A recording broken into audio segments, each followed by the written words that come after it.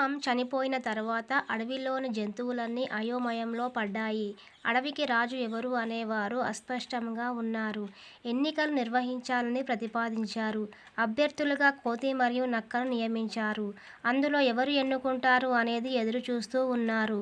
కోతి తన విన్యాసాల నైపుణ్యాల కారణంగా ఎన్నికైంది. నిరాశ చెందిన నక్క అవకాశం కోసం ఎదురు చూడడం ప్రారంభించింది. ఒకసారి నక్క దారిలో ఒక మాంసం ముద్దను చూసింది. ఇది ఏదో ఉచ్చుకు ఎర అని అతనికి అర్థమైంది. అది కోతిరాజు వద్దకు వెళ్ళి, ఓ రాజా, నాకు కొంత మాంసం దొరికింది, నాతో రండి, నేను మీకు చూపిస్తాను అంది.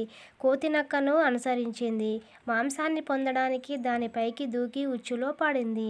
నక్క పగలబడి నవ్వింది. ఈ స్టోరీ యొక్క నీతి ఏమిటంటే, గౌరవం యోగ్యతతో వస్తుంది కానీ మనం తెచ్చుకుంటే రాదు. దానికి అర్హత అనేది ఉండాలి. మనం చేసే పనులని బట్టి మనకు గౌరవం అనేది లభిస్తుంది. మా వీడియో కనుక మీకు నచ్చినట్లయితే ప్లీజ్ మా ఛానల్ను సబ్స్క్రైబ్ చేసుకోండి, లైక్ చేయండి, షేర్ చేయండి, కామెంట్ చేయండి. మీ యొక్క బొంతల వర్షిణి.